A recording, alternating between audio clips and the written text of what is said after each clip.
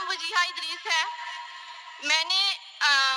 میں ماسٹرز کی اسٹوڈنٹ ہوں اور ایک رائٹر بھی ہوں.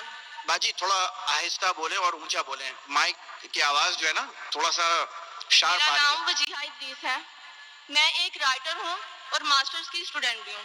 جی میں نے تقریباً 9200 جو گرلس تھیں انہیں شرعی پردہ سٹارٹ کروایا, بٹ آج کل بہت سی سسٹرز کا باجی ایک ہی آواز کوشچن ہے. آپ کی آواز کلیئر نہیں آ رہی ہے, تھوڑا آہستہ بولیں لیکن اونچی آواز میں بولیں, نئی آواز آ رہی ہے. لیکن بہت سی سسٹرز ایک کوشچن ریز کرتی ہیں کہ جو پردہ ہے وہ چہرے کا نہیں, جس طرح شیخ فارق نے بھی ہمیں بتایا تھا اپنے لیکچر میں کہ چہرے اور ہاتھوں کو عورت کھلا رکھ سکتی ہے. تو میرا سوال ہے, اگر چہرے کا پردہ نہیں ہے مطلب کھلا رکھ سکتی ہے, تو مرد اور عورت کے پردے میں کیا فرق ہے؟ بیکاز جب عورت باہر آئے گی, چہرے کو کھلا لے کے آئے گی, تو اپوزٹ جینڈر میں اٹریکشن بھی ہوگی اور فتنہ بھی پیدا ہوگا. اور اس کے ساتھ میں ترمذی کی ایک حدیث کو کوٹ کرتی ہوں کہ جس طرح حضرت میمونہ اور ام سلمہ آپ صلی اللہ علیہ وسلم کے پاس بیٹھی ہوئی تھی, تو اتنے میں عبداللہ ابن مکتوم آئے تو جو نبینے تھے, تو ازواج نے پردہ نہیں کیا تھا, تو آپ صلی اللہ علیہ وسلم نے ان سے وجہ دریافت کی کہ آپ نے پردہ کیوں نہیں کیا, تو انہوں نے فرمایا کہ یہ تو نبینہ ہے, یہ تو ہمیں دیکھ ہی نہیں سکتے. تو آپ صلی اللہ علیہ وسلم نے بہن آپ کا سوال سن چکا ہوں, میں سوال ہونا چاہیے 2 یا 3 الفاظ. میں سوال سن چکا ہوں. آپ کا سوال تھا کہ چہرے کا پردہ خواتین کے لیے فرض ہے کیا نہیں, جی اور میں نے کہہ چکا ہوں اور شاید فارق نے بھی کہا گا کہ یہ چہرے کا پردہ اسلام میں خواتین کے لیے فرض ہے کہ نہیں, اس پہ علماء کا اختلاف ہے, اور یہ اختلاف کئی سالوں سے آ رہا ہے. اور آپ میری کسر دیکھیں تو اس میں ڈیٹیل میں نے کہا ہوں. اور قرآن کی آیتیں سورہ نور سورہ نمبر 24 آیت نمبر 21 اور سورہ احزاب چیپٹر نمبر 33 ورس نمبر 59, یہ دونوں علماء کی رائے پیش کر سکتا ہوں. آپس میں ہے اختلاف, کئی چیز پہ اختلاف ہے, اس پہ بحث کر کے فائدہ کیا, آپ سمجھے نا. جی تو کئی علماء ہیں, کئی کتابیں, ہزاروں کتابیں اس پہ لکھی گئی, میں نے خود پڑھا ہوں کئی. تو اس پہ اختلاف ہے, لیکن ہم مسلمان کو جب اختلاف ہے تو اختلاف پہ احترام کرنا چاہیے.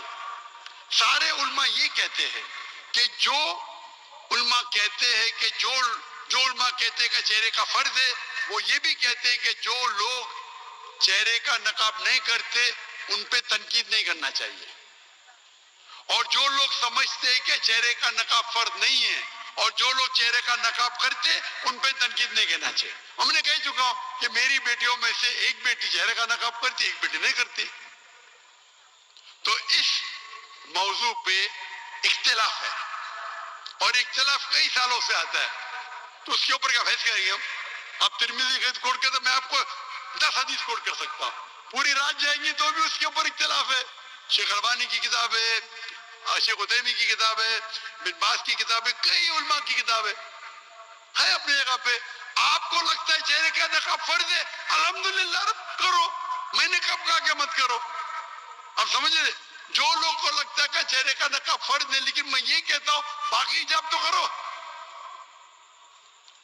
اپنے خواتین تو حجاب ہی نہیں کرتے, سر کھلا رکھتے, سر کو ڈھکتے نہیں. تو کم از کم اس کو تو آپ بولتے کہ چہرے کا نقاب نہیں ہوگا تو آدمی اور مرد میں فرق کیا ہے, یعنی آپ جانتے ہی نہیں شریعہ کو. آدمی کے لیے فرض ہے ناف سے لے کے گھٹنے تک کے,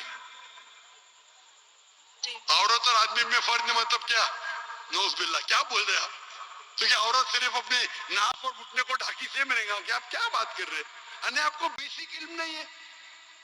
اگر چہرے کا نقاب نہیں رہے گا تو آدمی مرد میں فرق نہیں, کیا بات کر رہے ہیں آپ. آدمی کو سر ڈھکنا فرض نہیں ہے, سنت ہے.